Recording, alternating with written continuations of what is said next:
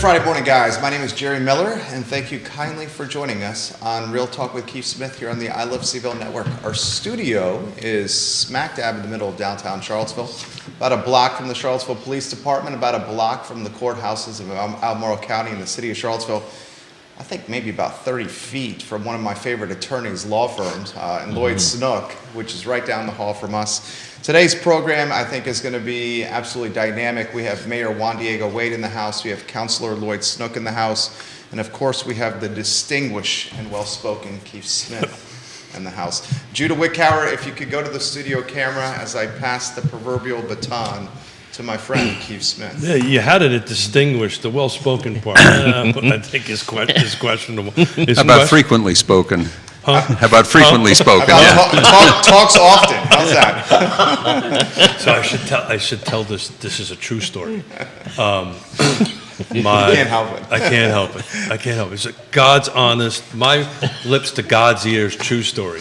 My grandmother on my mother's side was Irish. I mean, an immigrant directly from Ireland, and she used to tell me when I was a young boy, "Keithy, me boy, shut the bleep, bleep, bleep, bleep up." When they vaccinated you, they used a phonograph needle instead of a hypodermic needle. Now, for those out there who do not know what a phonograph is, she actually used the term Victrola, so that you know. But look, I'm going to kick off with my brother from another mother, Juandiego, the mayor. So tell me, how's it going, Mayor? So it's been probably exactly 6 weeks to the day that I became mayor. It's January the 2nd, but today is the 16th. So it's about 6 weeks. So it's been great. It's been awesome. Of course, Lloyd laid the footwork for me, and the last 2 years I just listened and I learned how to run the meeting, how everything is to go as far as the meeting go. But outside of that, I probably have done, I would say, 12 to 15 presentations and speeches and things already. And in 6 weeks. Yes.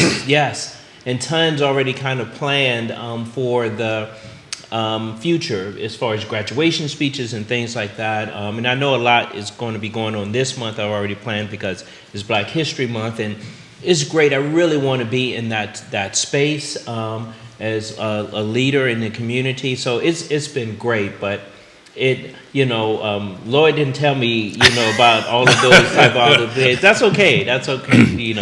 It's going well. I just literally wrote down, is it what you expected? Yeah. So and more. And more. Yes. So Lloyd, before the cameras went hot, I've said this a couple of times. I'll say it again. Thank you for righting the ship. I mean, the 2 years that you were mayor, you came out of a pretty, let's say, unconventional dais, and you've turned it around. So congratulations. Well, I appreciate that. I will say, as I've said often, that I believe I deserve exactly 1/5 of the credit. Well, it takes leadership, so and you're a humble man, believe it or not. My wife would be interested to hear that. But as one humble person to another, how about that? But yeah, thank you for doing that. So this is a new life for you, right? You're not the mayor; you actually get to do something. So talk about that. Well, I mean, the one thing I've done in the last couple of meetings is been a little less restrained in some of my commentary about a few things. First of all, traditionally the mayor is the last of the councilors to speak, and we've sort of gone down the line, and then the mayor is supposed to be the last one to speak. And so I am now at the end where typically the conversation begins, and so I get to go a lot earlier in the discussion. And so Juan, on the other hand, is supposed to sit back and wait and let all the rest of us make fools of ourselves before he comes and smooths over the waters. Yeah. But I joke that when that now I get to be just another backbencher, and so I don't. When the mayor says something, even though the mayor is only one of 5. Well, he's a chair for all. Yeah, but people seem to think that when the mayor has said something, it has more of a cachet of the city is speaking. And so one of the things that I decided that I was going to have to do was to scale back the amount of speaking on issues during meetings. And for that matter, the number of times that I would make comments and even in emails and so on, because there's sort of the expectation when somebody sends an email to council, somebody ought to respond, and it probably should be the mayor, although it doesn't have to be. But I tried to do that a lot, and I realized after doing it for a month or two that I had to be very careful about what I said, because people started thinking, oh, the mayor has said this, that must be city policy. And I had to keep adding the caveat, I'm not speaking for the city, I'm not speaking for council, I'm speaking just for me. How has the workload changed for both you guys? Like Mayor Wade, going from councilor to mayor, what's the hours a week delta? Yeah, so before it was 22 to 25, now it's 25 to 27. Okay. And so a lot of that is responding to some of those emails that Lloyd talked about that you feel like is okay as mayor. We want to respond to that or direct in. And right now, believe it or not, it's going to be a pretty tough budget cycle. It's not because we are in a deficit or we don't know where to get money from. It's part of it is dealing with Richmond, less funds for the schools, and class and compensation and collective bargaining. So it's just a little bit extra this year than maybe in the past because of some new initiatives and things as it's coming on board. And when we talk about the class and comp study, classification and compensation slang, and collective bargaining, I think the thing that we have to really realize is something that we on council realized going through COVID, and we started seeing great difficulty in hiring and retaining people, is that Charlottesville has been paying people under the market by 10 to 15% for many years. This is a problem that it took us years to get into, and it's going to take us years probably to get out of. But what we're really doing is we're not going to end up with a pay scale that is way over the market. We'll be lucky to get back to where the market is so that we can keep people and they don't end up going to Albemarle and get $5,000 more or go to, VDOT or something. Or VDOT, or we even at one point we had people leaving Charlottesville's police department to go work at the University of Virginia Police Department where they were getting $10,000 more. And that's the kind of thing that was just killing us, and we're going to rememit that to some extent this budget year. So how do we do that? How do we remedy that? Money. Yeah. Well, obviously. But, with the union contracts that have been tentatively agreed to at this point with police, fire, and transit, the numbers that are being talked about are not numbers, as I said, we're not going to make them the highest paid police officers around, but we will make them competitive with people, with neighboring jurisdictions. And then I hope that we can also, because we've got good leadership in those departments, that people will see I can do a good job, I can get paid fairly, I can be in a place that I want to be in, and with people I want to be with, I'm going to stay here. This is a place to make a career. What we were seeing was people who had been in Charlottesville, like people in the police department had been in Charlottesville 6-7 years, had really gotten to where they were really, really good at their jobs, and then they get hired away, $10,000 more to go someplace else. And that's just what was killing us for the last 3 years. Yeah, and just as we speaking about the police department, Chief Kochis has done a great job in recruiting, and now that they're here, we want them to stay and not, realize that, hey, they can get more in another place, or not leave for a few dollars more, and they like, I like this department, I like working for the city, and, a few dollars is not going to sway me. Well, I'm going to just kind of push a little bit, if it's okay with Yeah. you guys. the cost of living is a little expensive here, right? So, Yeah. So, this is a real estate show. At some point, we're going to kind of talk a little bit about that. But, you can increase your salaries, but they're not going to live in Charlottesville. Yeah. So Keith, one of the things that, and Lloyd, you can chime in, that I learned through the entire process of the last couple of years of working on the zoning ordinance is that Charlottesville is the most expensive place in the state to live. In Northern Virginia, the housing costs more, but they make more money. And a lot of people in these other places, they have the opportunity, particularly in Northern Virginia, to work remotely. And so they can come here, buy a house, and still, even if they have to go to D.C. one time a week, a few times a month, it's worth it. They're wild, and we're probably going to get into some of these numbers as to that has an impact on our housing. Us being selected as number one wine region in the world has an impact on our housing. Now, it's the fact that we are high in the top 5 or whatever in wedding locations. It's has an impact on housing. UVA has an impact on housing. I'm quickly going to give an example. Yesterday, I had to speak to a group of students and faculty at UVA.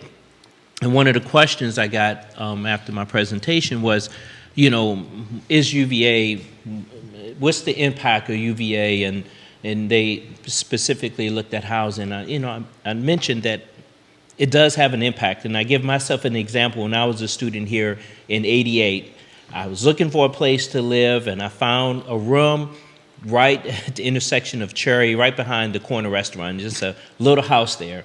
And I think my rent was, $300 a month. It was exactly what I could afford, barely. But it was 3 or 4 of us there. So at the time, the rent they were getting from the house was, $1,500, $2,000 a month.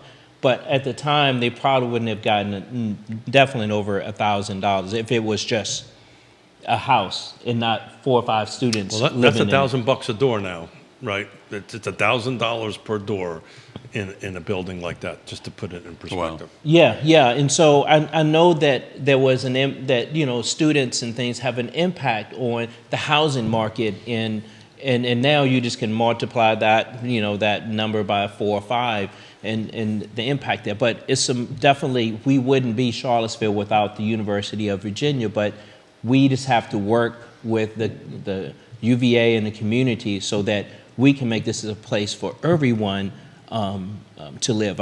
Another example I gave was when I was a student here. Of course, I'm from Richmond, and we, at the time, it was a lot of rough neighborhoods there. And that's a great place to live and buy a house, and it's really going upscale. But I was told there were certain neighborhoods in Charlottesville that was rough, and you didn't want to live.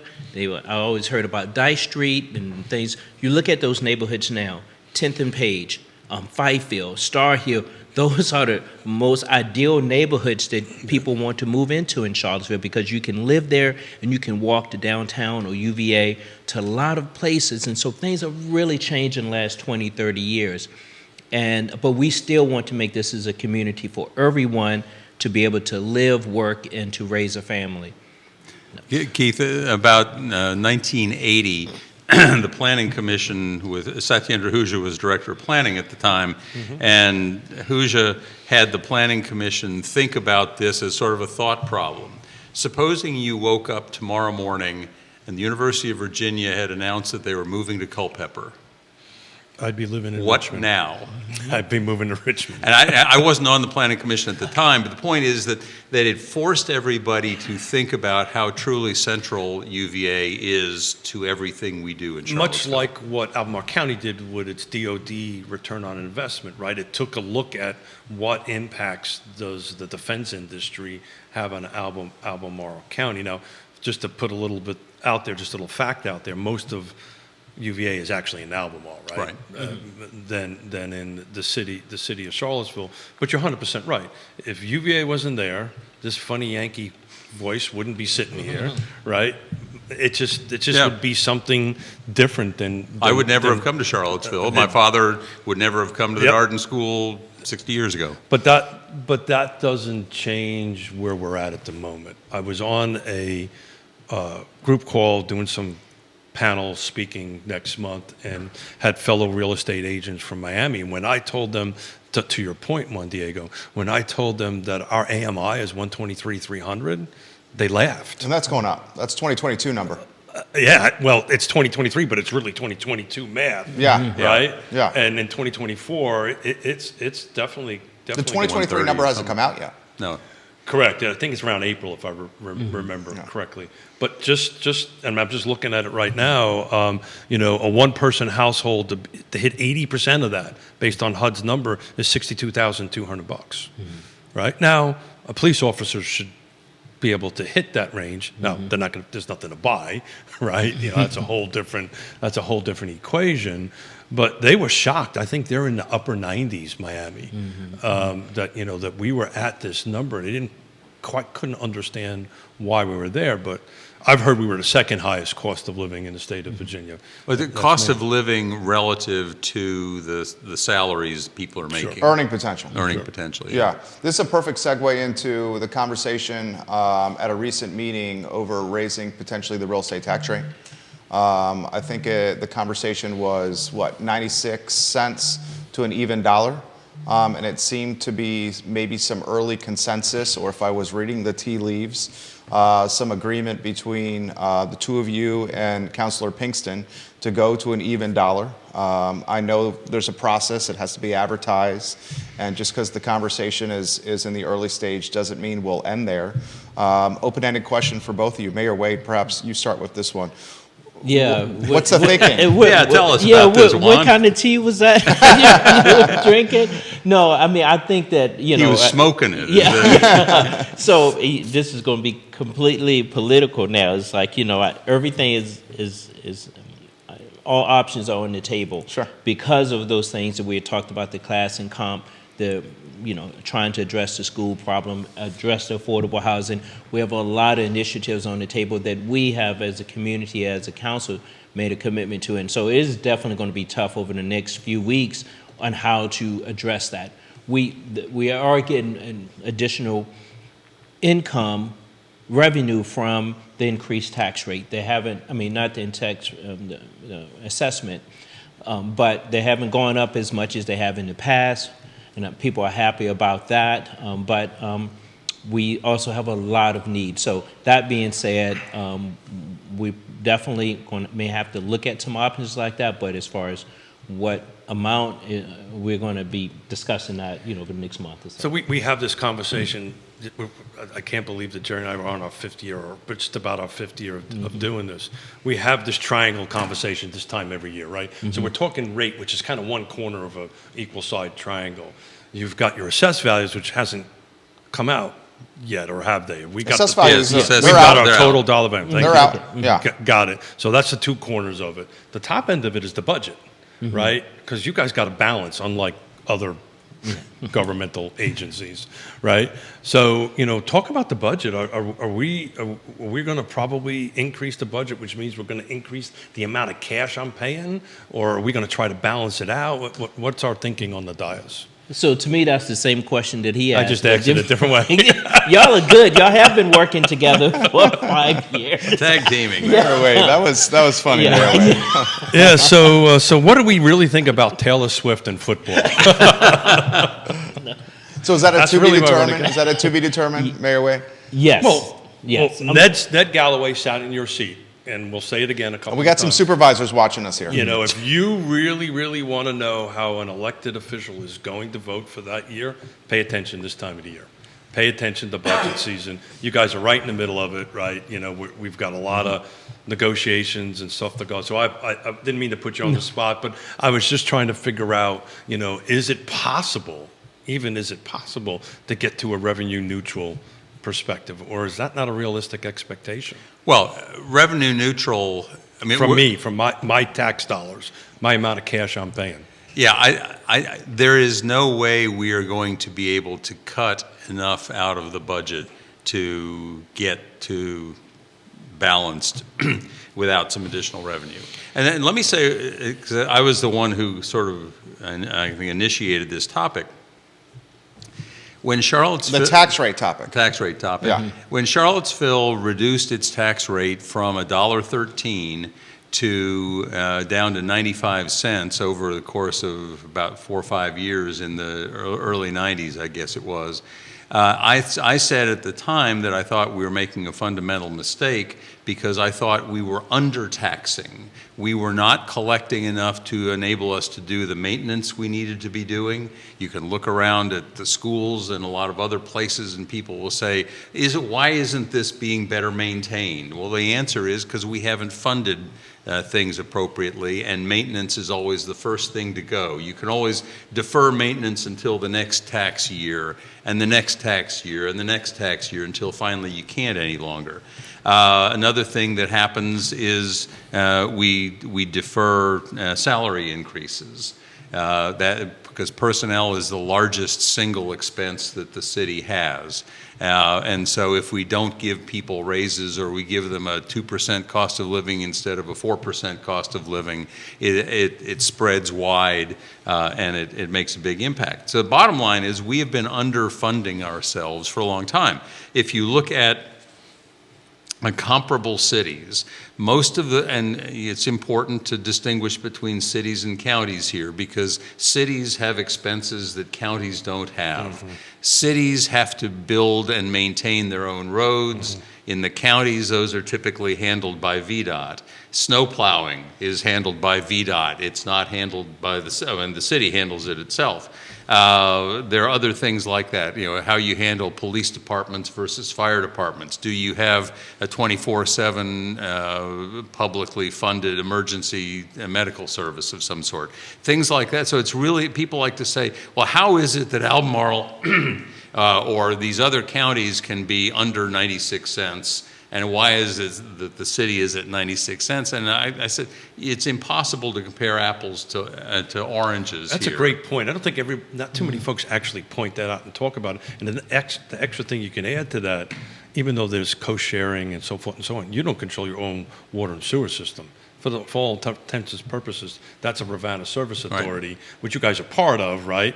But you don't even, like the city of New York has its own water and sewer system, so you're relying on other people. Well, and that's both good and bad. On the one hand, we don't, if there's a sudden increase in costs, I mean, it takes a year or two for things to sort of get passed on to us. On the other hand, if somehow there's an opportunity for a little extra profit being generated, we don't get that. Mm-hmm. So it's sort of revenue neutral in that sense. But the point, when you start looking at the cities that we would like to think ourselves as being comparable to, and you're typically, if you're looking at who are we going to hire?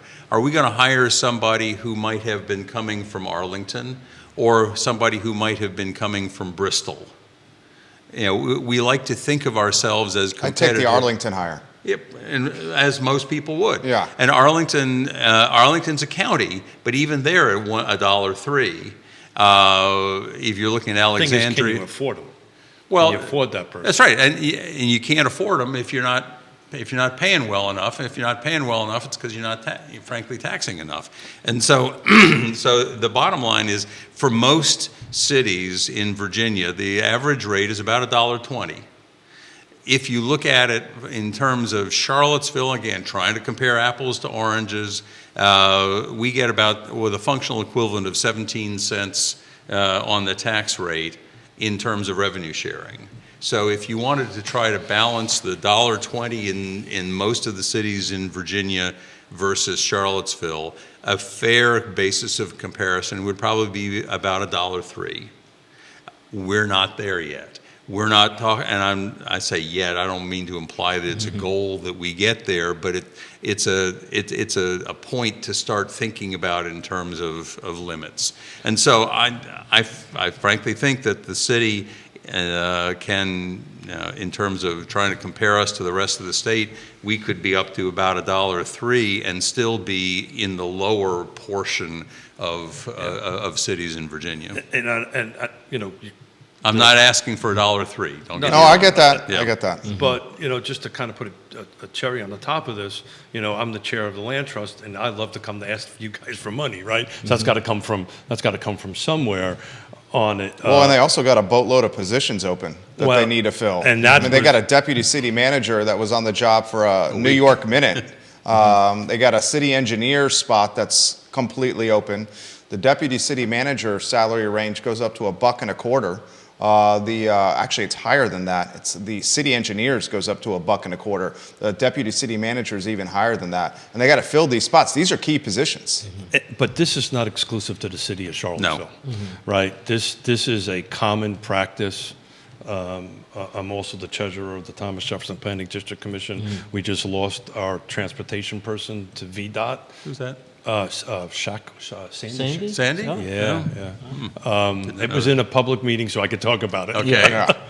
But now we've got a void we can't fill, and at the end of the day, it was more money. Yeah. Right, which we couldn't provide. I do want to, unless Jerry's got some questions. We do have questions, but we have to be mindful of Mayor Wade's time. And We're about 16 minutes here. I just want to throw a quick real estate information out there, just for the city of Charlottesville, and I'll just spout out numbers and we can take it from there.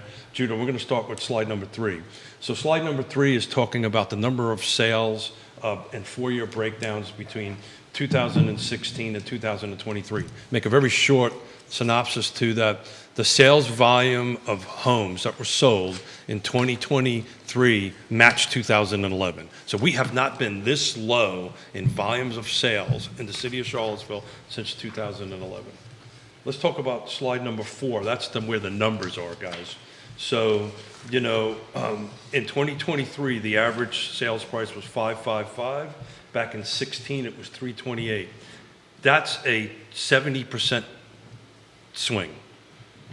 I like to compare the market to 19 because that's like before the unicorn years.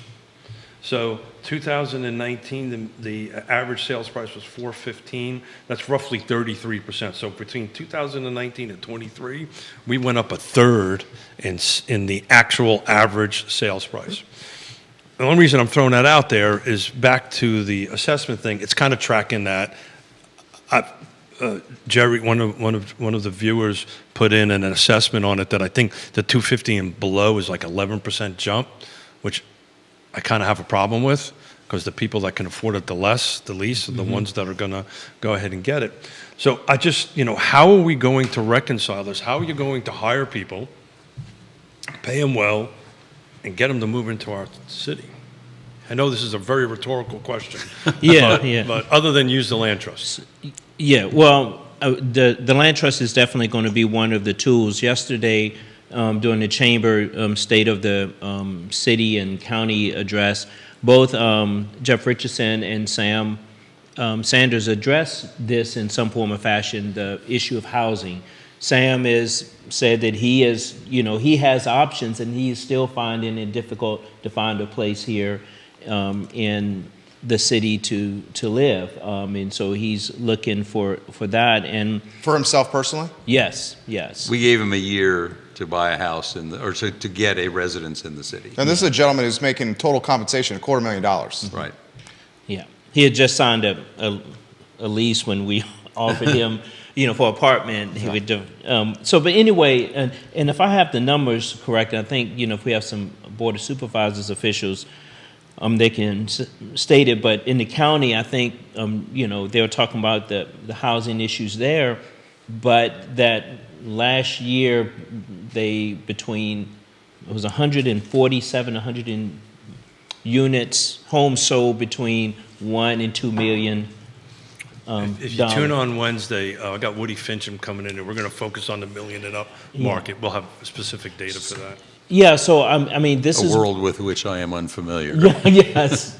So I think that one of the issues that one of the reasons that I really supported the zoning ordinance that we passed is that, in my mind, in my belief, that I think that it will produce not only more housing quantity, but different types of housing, and I think that will have a big outcome on the prices, supply, and I think Monday is the first day it officially goes into effect. I'm excited to see that. Yeah, so I know it's going to be probably several months, maybe even a few years before we really see the impact of it. But I can speak to this as the chair of the land trust. We're excited, and we're trying to. I mean, I was teasing you guys about money, but we'll take some to make some magic happen, because we're kind of built to do that well on it. So we've got some properties that are designated. I'm excited that since you guys passed the zoning, we have property owners calling us, the land trust. Right, we just need capital to make it work. But Juandiego, we're two brothers from a separate mother, and Amen. I've said publicly, this is a 5 to 10 year cycle before it has some serious impacts on it. Folks should be a little patient, and I'm excited about the devil's in the details, and I'm excited to see what the details are. Yeah. I'm curious of Councilor Snook's thoughts on all this, the zoning ordinance, market conditions that are out there, how we pay people more money without raising taxes on citizens. You mentioned you don't know much about the $1 million market. I will slightly push back on that. There's a comp that's relatively close to you that's starting to flirt with $1 million in the Greenbrier neighborhood. Well, that's right, and values have just taken off. I mean, I use the Greenbrier neighborhood where I live as an example, and frankly a rhetorical talking point about a number of things. One of the points that I make, excuse me, and have made frequently during the debate, was to talk about the people who were moving into the Greenbrier neighborhood who didn't really want to be in the Greenbrier neighborhood, but they couldn't find anything downtown. They couldn't find places, homes, condos at McGuffey Hill were basically the only option, and there maybe one would come on a market a year. And so we've got folks in our neighborhood who didn't particularly want to be right next to the school. They're retired, they don't have school kids, but they were buying houses next to the school because they couldn't get anything what they really wanted, and taking off the market a house that some family with kids who are going to go to Greenbrier would love to be able to buy. I mean, they were coming in from out of town. They were coming in with the equity from the house that they were selling in Northern Virginia, and they could pay cash over and above the listing price and could basically buy any listing that they wanted to buy. So I'm looking at available single-family detached in the city of Charlottesville. There's 24 units available, homes available. The average sales price, list price, $928,000. That's the average. The median is $757. There's a couple of lows in there that, frankly, are tear downs in it. But as it's sitting right now, if you want to buy a single-family detached home, the average list price is, I'm going to call it $929. It's $928,914. I have strong connections to the Lewis Mountain neighborhood. In fact, my wife and I, and I've mentioned this on previous shows, are soon to list our home in Glenmore and Keswick to move either into the city or the Ivy corridor for proximity for children and quality of life. And Lewis Mountain is one of the neighborhoods we'd like to potentially target to move. And the association members of Lewis Mountain are a bit apprehensive. We saw this at council meetings. Some spoke, including the head of the association, Hillary Murray, before council, of upzoning. And these homeowners, there's a lot of them, are going to go active with listings in Lewis Mountain. There's one that's active right now at 2.1 million. Bob Hughes is about to bring one to market. It's coming soon at 2.4 million. It just hit the market this morning. I'm looking right at it right now. So the Lewis Mountain listings are being influenced by upzoning for fear of what could happen with upzoning, for fear of that Truist site with the tower that could come there. And these listings are going to go 1.5 to 2+. So that neighborhood right there is not going to be impacted by upzoning from added density, because the cost to purchase is so high that it doesn't make sense for a developer to jump in there and create any added density in that neighborhood. Yeah, the only thing that might happen in there is like an ADU, that kind of thing. So, at the bottom line, the median list price right now is $757. The average is $928. I just want to take a quick look at what attached is available while Jerry chats. I do, and I know you guys had, and you guys can help me with the right terminology here. I know that there was some protection put in to protect, was it sensitive neighborhoods? Was that the moniker? We wound up not using that. We wound up using a designation, just RA is the basic residential. RNA is what we're calling the areas that are getting a little extra protection. These are areas where we felt that, and not just we felt, but the economic analysis that was done was fairly clear that there would be much more pressure for tear downs, much more pressure for gentrification, and it's a combination of relatively low values. I say relatively because it's still absolutely a lot more than it had been 5 years ago, and proximity to the university, being able to walk to the university and so on, that put 10th and Page and Fifeville very squarely in the bullseye of a lot of redevelopment potential. And so the feeling was that those are areas that we needed to give some additional help to.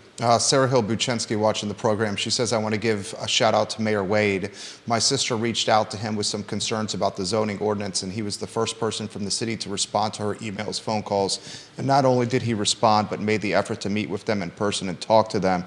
She was very impressed with Mayor Wade and grateful for his time, so please tell him thank you. There's a boatload of comments, which I'm going to try to get to. Mayor Wade does have a hard stop at 11. We will continue with Councilor Snook on the program. However, I'd love to throw this to Mayor Wade. What's been the feedback or the response that you've been hearing on the upzoning, the zoning ordinance, the draft zoning ordinance, whatever we're calling it here? I'm sure it's been significant. Well, up until December the 18th, we all received a lot of emails and comments and concerns and fears and joys of what it could be.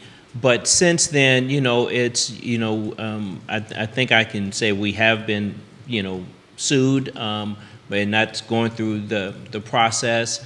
But, once it's been adopted, now that it's adopted, I really haven't heard as much. We've moved on to other, Well, the big, like you're talking about, what they're going to release on Monday is really where the nuts and bolts are and how this is actually going to happen. Right, and then I think you also said it's going to be 5 and 10 years down the road, and I think that we as a council, we have committed that if we see something that is happening or didn't have the intended impact that we wanted. You would pivot. Yes, Yeah. yes, and It's a living document. Yeah. I think Lloyd said that once before. You use the ratchet. You'll ratchet some stuff up, ratchet stuff. Zoning ordinances are always kind of a living document. They do change. They change over time. Some media platforms have called it the most radical zoning change in the nation's history, in the country. Some media platforms have called that. Yeah, I'm kind of national media platforms. Yeah, it's definitely progressive. We have received samples of different other localities that's trying to address the same issues. It's hard to compare different things, but we know that this is a radical change, and we have to, do it to address what we believe help address the affordability just issue. to put a perspective to that. Currently, right now, there's only 4 attached. So these are townhomes or duplexes available for the city of Charlottesville. The average list price is $396. The median is $392. So that's telling you that it's a pretty tight pricing thing. Condos, which I thought was going to be better, there's 8. The average is $1.1 million. That is skewed by the Water Street condos. Very much so. And the average, which are 1.9 and change. That's exactly right. And the median is $687. So really, I mean, there's nothing to buy that is quote unquote affordable at this point. I think this is a step in the right direction. It's definitively one of the probably most aggressive in the nation. But folks, this is going to take 5-10 years, easy. And that one of the things that we've talked about, and I have talked about, I guess I don't know whether other folks have adopted my way of thinking on this or not, so I'll just call it me, is we have a goal of climate neutrality, carbon neutrality by 2050. That's really the only goal that you will find in the city as far as long-term planning, which was one of my complaints about the comprehensive plan passed 2 years ago, but don't get me started on that. So the question is, how are we going to get to 2050? How are we going to get there? Well, we're not going to get there tomorrow. We're not going to get there in the next 5 years. What we need to do, and what I think we did do, was to set ourselves on a path to get there. But we're not likely to draft an ordinance and pass an ordinance in 2023 that takes us without amendment to 2050. And so I think it's important that we reevaluate the overall structure of things. I had suggested every 5 years, because that's how often we redo the comprehensive plan, and that over the course of the next 25 years, we can make a number of amendments that see how are we doing on those goals. Let's get us going, let's get started, and just see where that takes us. I promise Juandiego, 11 o'clock, you got about a minute or so. Anything you want to add, sir? So no, I just wanted to add, just generally speaking, that as being mayor at this time, it is it's good that we're having these conversations about how we can improve the city, the community for everyone, how we can address it, and not dealing with the other things that we had in the past, and in that is Charlottesville and this community. I just really believe that it's on the upswing with the dialogue that we have with the university, with the county.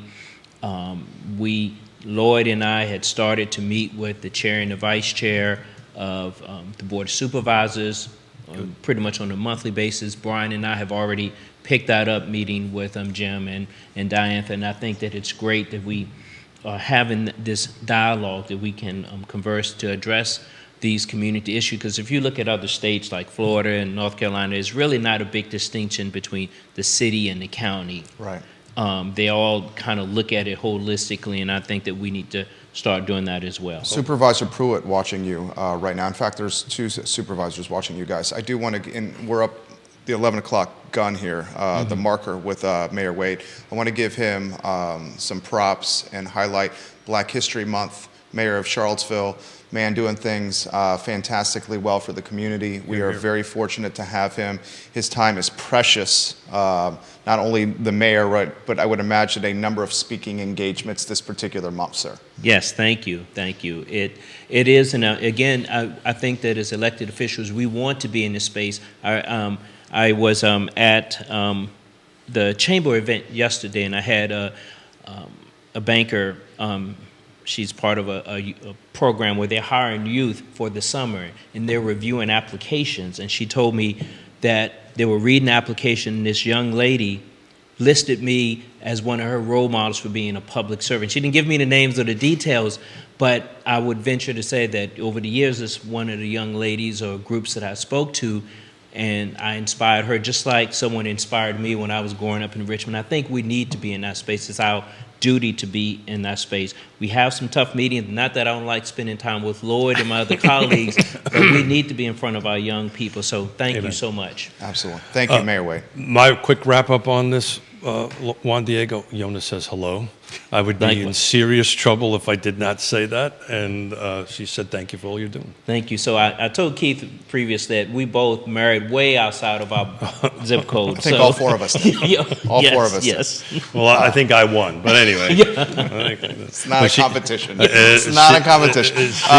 She wanted me to give you a hug, so thank you. Yeah. Thank you. Likewise. Mayor Wade, we appreciate that. If you want to go to the studio camera so Mayor Wade could go offset, we can throw some questions to Councilor Snook, and there are a boatload of questions. Keith, I know you have one you want to rock for Councilor Snook, or would you like me to go to the feed, sir? Well, go to the feed. I think I've been talking long enough. Let's the feed tell us what they're thinking. Okay. Thank you, Mayor Wade. We appreciate you very much.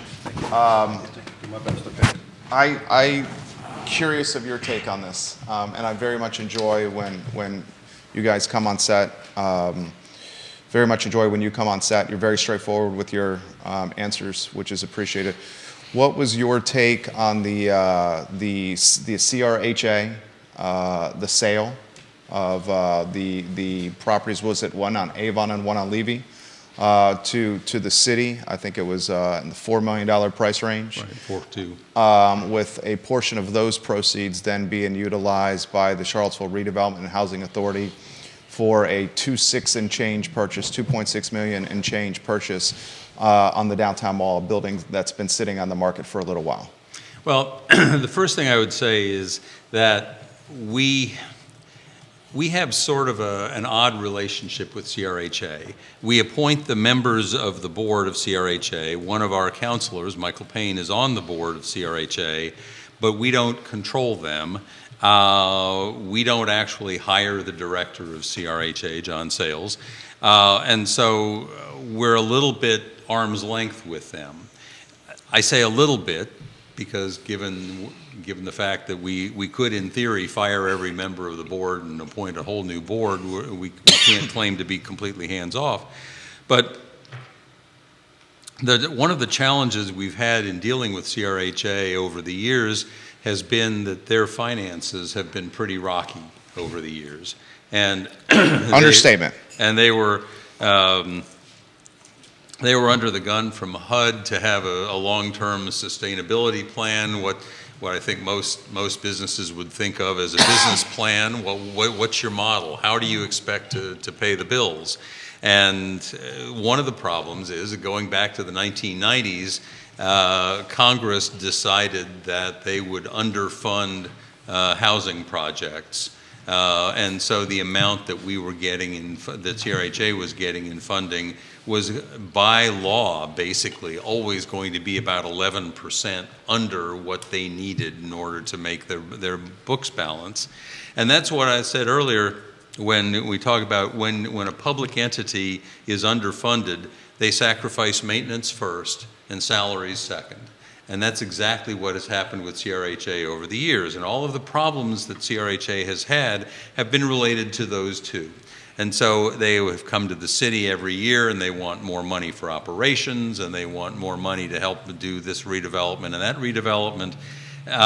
They've had a plan that's been developed now that I think is probably a pretty good plan that actually seems to be headed in the right direction. And part of what they want to do is to get some other sources of funding, to have some properties that they can use for other purposes, either market rate units or something. So they're looking in a different direction now from where they were 5 or 10 years ago.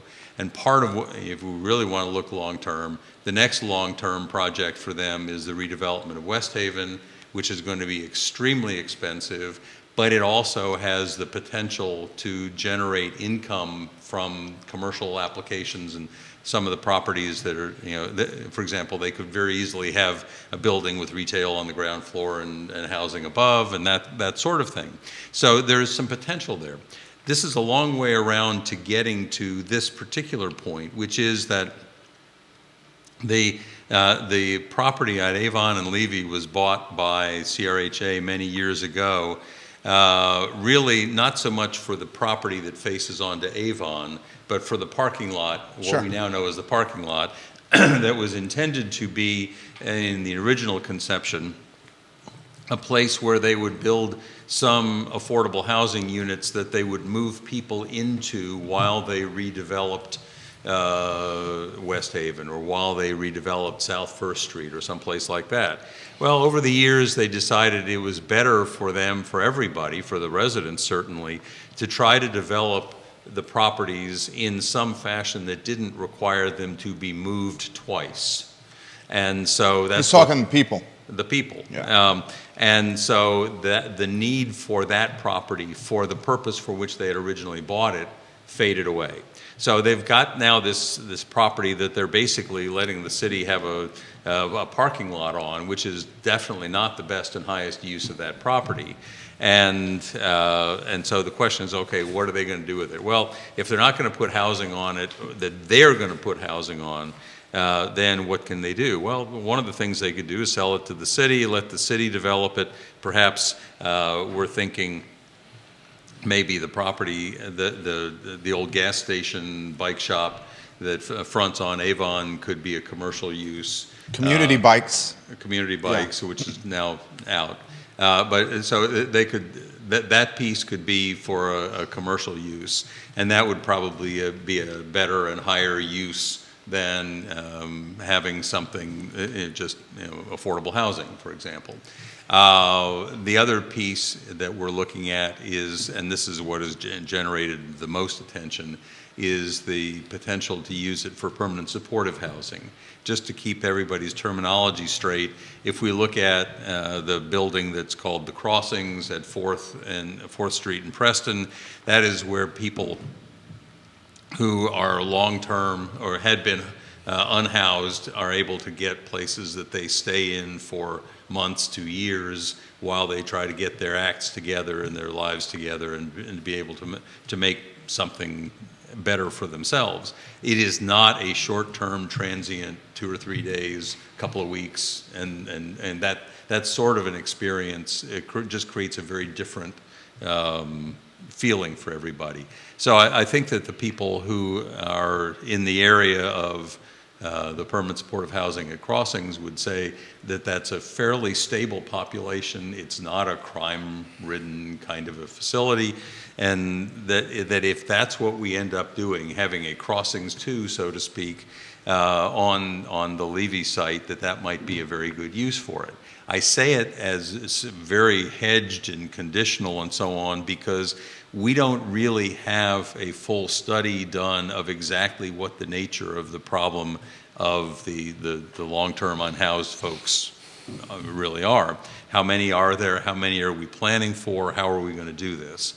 Now, to get to the question, so we had some things that we think we might like to do, it's a long-term planning process we haven't started. So we've got $4 million, which is like exactly the appraised value. We're not overpaying CRHA for it. Can I throw this to you? Yeah. As the deal has matured and we've gotten more details, the city got a steal here. CRHA had a third-party consultant assess these properties on potential market value, and it was in the neighborhood of $10 or $11 million. They hired a third-party consultant to give them a plan or a value of what to do with these properties. And instead of going to market and selling potentially to a private buyer at 10 or 11, they went to the city and sold for 4. And they took a portion of those proceeds to buy a building on the downtown mall that needs significant work, that was really long in the tooth with the days on market, has an elevator building. We know about elevator buildings in the Macklin. Right. Elevator buildings have maintenance exposure associated with them. And you and I both know about this firsthand with our businesses being here. Yeah. I think it was a phenomenal deal for the city. I don't think it was a fantastic deal for CRHA, well, though. That's right. And people have asked me a lot about this, and particularly asked about whether it was a good idea for CRHA to buy that building for 2.7 or whatever the price is going to be. I don't have a good sense of that. I share the concern. And a lot of people think, well, the city went and bought the Milgram Center, or Vita Nova, I guess. Vita Nova, yeah. We know it more. Apparently, CRHA's goal is they want to have basically their offices consolidated from a number of other places. They would like to have their offices closer to City Hall for a number of reasons, just politically and practically. They've got apartments on the top floor. I frankly, although they have talked about maybe making some of those into affordable units, I frankly think that that's probably not likely. I think there's going to be market value apartments. I think they're going to be market value apartments Yeah. too, and that will help CRHA's bottom line. Potentially. And there are a lot of other, and the other thing that's kind of interesting is on the bottom level, which had been a restaurant, they're talking about more along the lines of Incubator is the term they use. Yeah, an incubator for the retail food operations, where we've already got a kitchen that's being established with city funds to be an incubator for these food service businesses. And so if we can keep with this business incubation model, it's an opportunity for the business incubation on the basement level, offices in the middle levels, apartments, perhaps market rate apartments on the top level, generate a little income, be able to support the incubator model for the businesses and consolidate their offices. So I understand the theory. I'm not going to defend it particularly because I don't know enough about it, but it seems facially to make some sense. And I know you want to jump in. I'll throw last thing for me here. It would seem that, and this is just one man's opinion, pay a lot of taxes in this city. It would seem to me that selling Avon and Levy at market value for $10 or $11 million, as opposed to selling Avon and Levy to the city for $4 million, and then taking a portion of that $4 million to buy a building on the downtown mall at $2.6, $2.7 million, that they straight up have said needs another $1 million in remodeling to get up to speed. They straight up said that. Yes. And it would Really? seem, Okay. they said that. Dave McNair did a fantastic report on this on the DTM. I read it 3 times. It would seem to me, and he quoted an unnamed source that was previously on the board of directors of CRHA. I did a little crystal balling. I think that unnamed source is Dave Norris, that is super tight with Dave McNair. So I'll throw this to you, and I'll close, and I'm curious of what Councilor Snook has to say. Why not sell for $11 million, take that $11 million in the private market, and then just go and build housing with that $11 million to put people in it? So let me jump in because that's where I wanted to go with this. I've been staying away from this topic specifically, but look, this was just a bad business move.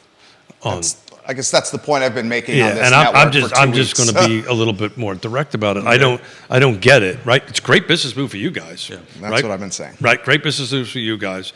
And I'm a recovering developer and builder. I kind of know this world. This is my world. And I know John well. John sells well. He's a good man. I know him well. I don't know what they were thinking, right? I don't know either. Right? Because they could have got 10, they could have walked away with an extra $5 million in their pocket. Wow. And I would have asked for it as a $7 land million. trust. $7 No. I'm talking about by the time that they sell it, they carve off the cash to buy it, renovate the building, they would have netted about $5 million. I just did some quick math on it, which they could, believe me, we just sat down yesterday with some folks from the city manager and folks, we meaning the land trust, trying to work on getting some capital to make some happen. I can't tell you what good we would do with $5 million on the land trust in this town, and I just don't understand the thinking. Now, maybe we don't have, I don't know the folks that are on the board, maybe there's not enough business people on the board or people that have my experience on the board, but that's always been my How does the city Boof. navigate being a fiduciary for, what's the word with the city's relationship with CRHA? It's not a fiduciary. It's a separate body. There's some skin in the game the city has with CRHA. Yeah. How does it manage being a parent to a child, if you may? There's something, if I'm using a metaphor. Well, there are a lot of problems with the relationship. One of the problems is that the board is constituted with a lot of residents of the public housing projects on there who do not have business expertise. Yeah. And I've never been to one of their board meetings. I don't know what goes on there exactly. I've watched a couple of them on Zoom, and I have tried on a number of occasions to try to get people with some actual business experience to be involved in some way. So far, that hasn't panned out. The missed opportunity is enormous. Yeah. And it's unfortunate. It's great for you guys. They'll get a building, but they will not have revenue to deploy to make a difference. And that's the an sad part. incubator in the restaurant space is almost an oxymoron, Yeah. especially on an 8-block epicenter that's saturated with restaurants. What's the highest I mean, it's just, failure rate of any business? we're business people here talking, and we're looking at this as business. Then here's another follow-up to this, and there's so much we got to cover with you. I love when you come on the show, Mayor Snook. It's just fascinating discussion. Former mayors, Excuse me, former Councilor Snook. I'm sorry, Councilor Snook. or Lloyd, either way. My friend. The follow-up would be this. How does having a CRHA headquarters fit with the vision and mission of the downtown mall? That is clearly hurting, which we both know, right? Yeah. If I were God here, I would probably not be having CRHA buy that property. But the I'd- point, No, please, let him finish here. Well, I'm concerned for a number of reasons from CRHA's standpoint, and I'm not sure that I know that one of the things that they're concerned about in terms of space is that they think once we get around to redoing West Haven, we're going to need room for a lot of operations are going to have to move out of West Haven.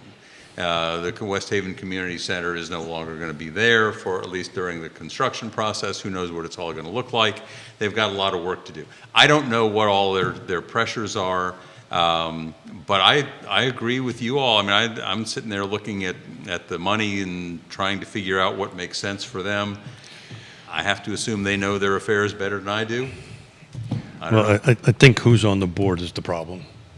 And Which is tough because we have a counselor on the board. And Yeah. we have And a former counselor is the chairman. Yeah. We have other people on the board who are nice, good, Oh, yeah. liberal people. No. And I tried a couple of years ago to see if we could get some people, to go recruiting some people to be on the board. And it was very difficult to get people with some actual knowledge of how the world works to want to get to be on that board. Totally understand. All right. Yeah. So many John Blair's giving you props. Yeah, I mean, he's saying Charlottesville's lucky to have you, Councilor Snook. Multiple media outlets watching Councilor Snook on the show right now. So I do want to tie something a little bit because as you guys have been talking, I'm on to my 12th text here. So the land trust, I want to kind of get back to housing a little bit, and then just back to the point, if there was an extra $5 million to deploy, I'd be able to answer these texts better. The land trust just listed 20 loblolly out on Lake Monticello's $215,000 land trust thing. I'm up to 12, 13 texts from real estate agents going, what do you got in the city? That $5 million could have been deployed. We could have went out and bought something for $450,000, put a little bit of that $5 million to it, turn around and flip it for $200 and kept somebody in the city, one of your cops in the city. Mm-hmm. And it just was I kind of stayed away from it, but it's pretty hard for me to do it at this point because it just was a bad business move. Just bad move. Well, and there are other situations similar to that. And I like the people. I like everybody that's on there are very good-hearted people. It's just they didn't reach out to somebody who does this for a living and go, "Is this a good move?" The question came up recently, both on December 18th and again in the last meeting, what to do about the retroactivity of the new zoning ordinance. I'm getting more. And the issue comes down to the folks who have projects in the pipeline that they don't want to have to pay the basically triple value of contributions to the affordable housing affordable housing fund that the new zoning ordinance is going to require. And so council voted 3-2, and Michael Payne and I were in the 2, but they voted 3-2 to extend the time for these sort of the retroactivity date, I guess is the best way to put it, so that so that more of the projects that are in the pipeline would be done under the old rules rather than under the new rules.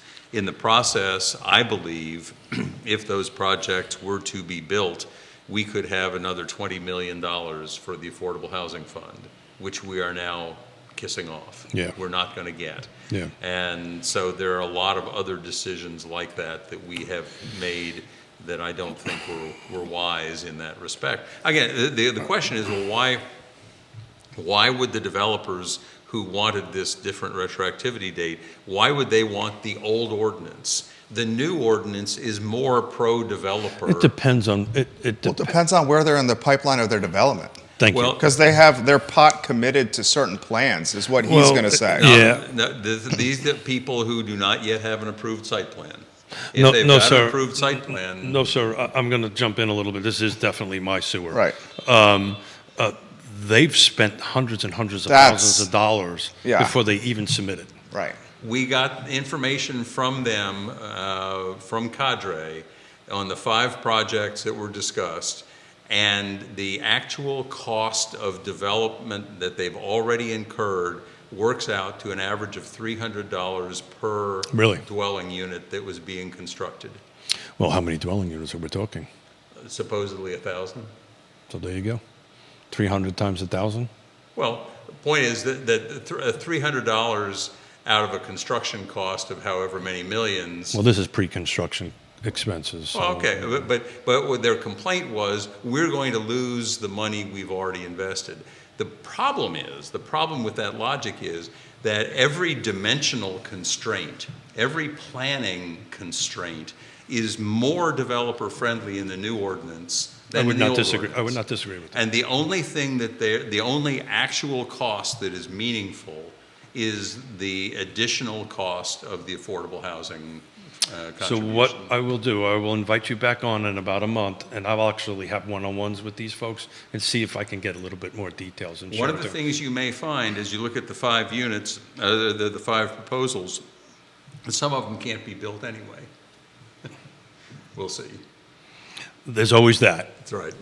But I'll dig into that a little bit. I mean, we're definitively way over our time, and I know you've got a busy day. How are you on time?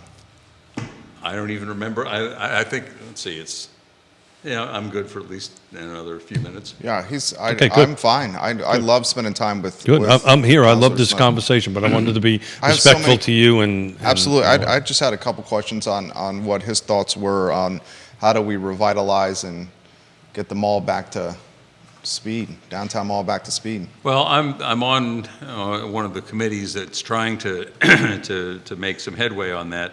The first thing that Is that Friends of CVille? no. Okay. The first thing we're trying to do is to figure out what the physical plant of the mall needs.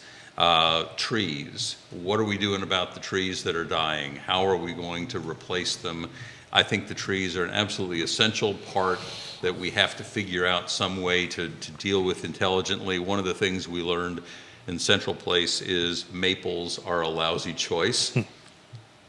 We also learned years ago that willow oaks were a great choice. And in fact, somebody came back to see the mall after not having been here for a while and were amazed at how large those willow oaks had grown.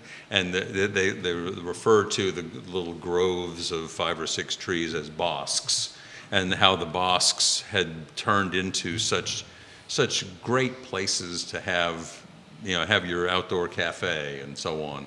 And it really adds a lot to the ambiance. The problem with it, of course, is the trees are dying. Willow oaks don't live forever, Yeah. and there are a lot of problems with it. So we got to work on that. We got to work on. I don't think we need to re-brick the whole mall, but we need to re-brick portions of it. We need to have a concerted effort on that. One of the proposals that was made last year, this I think was a proposal from Friends of CVille, and we kind of put it on hold because we're waiting for all of these other things to kind of come together, is to maybe decide that we want to have somebody who's kind of permanently on a payroll to just go around and fix the bricks in certain places. And there may be some places where you need to fix the bricks that over a 10 or 20 by 20 foot area, and some places you only need a few bricks here and there. We've got the granite that designates the squares. Yeah. That in many cases is, the framework underneath it has collapsed. And so you've got a lot of things that need to get rehabilitated. And so the city is trying to look at that. And frankly, our goal there is that by 2026, to have everything fixed. First of all, because we hope that in 2026 there will be a lot of celebrations of the 250th anniversary of the Declaration of Independence. Charlottesville is an important part of that. It's also going to be the 50th anniversary of the mall, Right. basically. Right. And we want it back to where it's supposed to be. Now, the second piece is not physical, but is sort of cultural. Right. That's the one I'm concerned Yeah, about. and I think that And actually here, let me distinguish between the cultural piece and the economic piece, though they are related. I think we need to, and I don't know what the answer is, but I think it's got a lot to do with how we address the unhoused population as well. We need to give some other alternative other than people sleeping on the mall, sleeping in the nooks and crannies and things like that. And that's something that requires some funding from the city. It requires a commitment it's really an emotional commitment, a sort of a spiritual commitment, but that we're not trying to criminalize the behavior. We're trying to help people get into better places. Most of the people, if you talk to them, they say, I don't want to be homeless. I want to be someplace else. There's no place else for me to be. And we need to find, whether it's the permanent supportive housing option or whether it's a number of other possibilities, we need to find those places. $5 million would have went a long way to help that. Just saying. Yeah, Anyway. but the $5 million, Councilor Snook and his colleagues made the right decision buying that. Without a doubt. It was the But other see, entity that made the bad decision. Anyway, so, and I think that there's a piece of the economic problem that is we're so affected by the cultural thing. People who are not basically scaredy cats who say, I don't really want to be on the mall after dark. And we can poo-poo that and say, oh, that's ridiculous, but it's real. It's so real. That's my wife and her friends. Yeah. I can With add, disposable income, women in their 30s who you Right. want on the mall. I know women in their 60s and Yeah. women in their 50s, and I mean, so it's a problem that we have ignored the problem for a number of years, and we can't ignore it. I'm going to add to that. Like, I'm in the real estate business. People call me. They want to move down from whatever or move up from wherever. We started the show talking about the import of UVA. The second one is downtown mall. Yeah.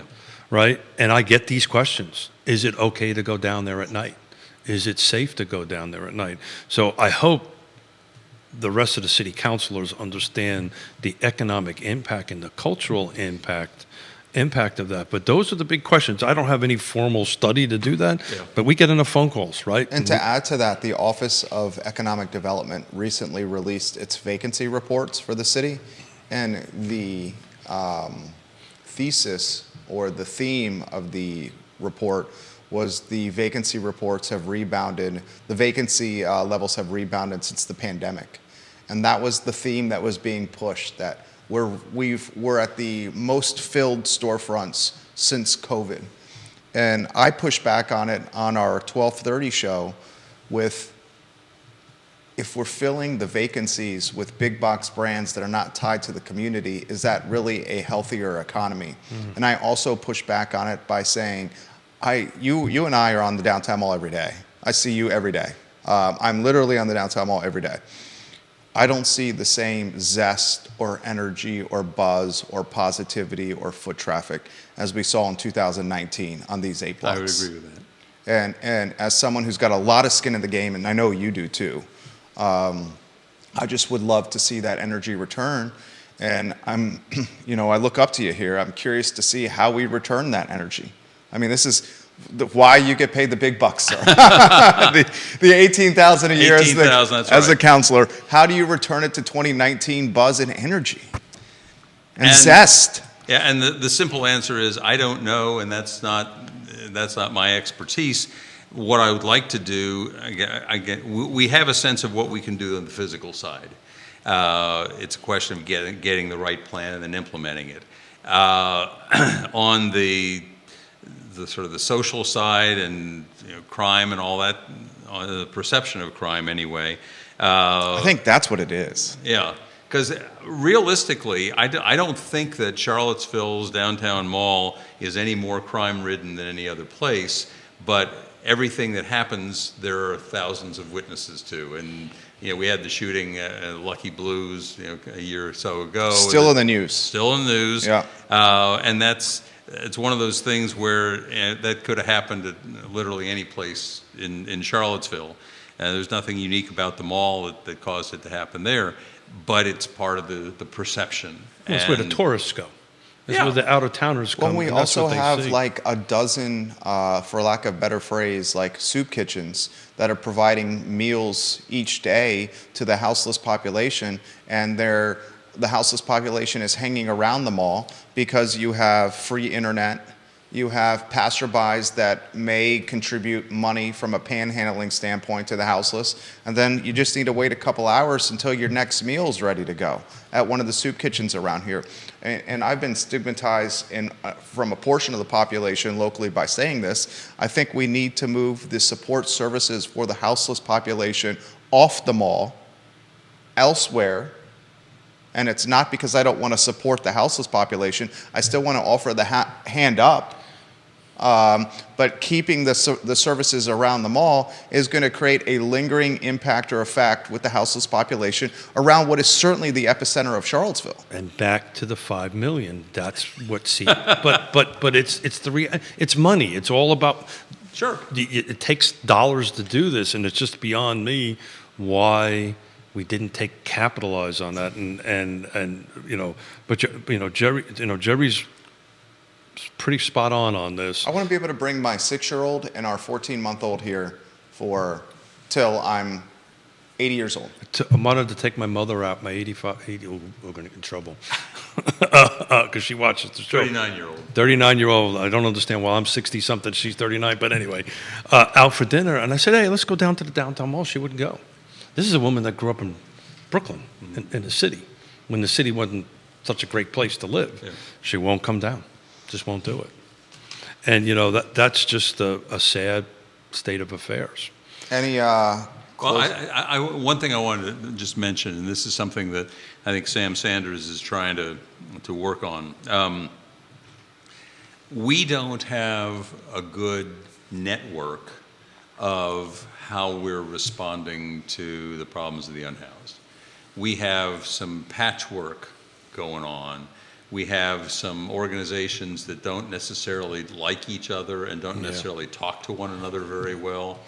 And one of the things that I think we may need to do, and if we end up doing a project of some sort of our own, we may end up bringing in somebody to sort of be the coordinator of all of these different organizations and services. It's a great so idea. that we get away from everybody in their own little silos.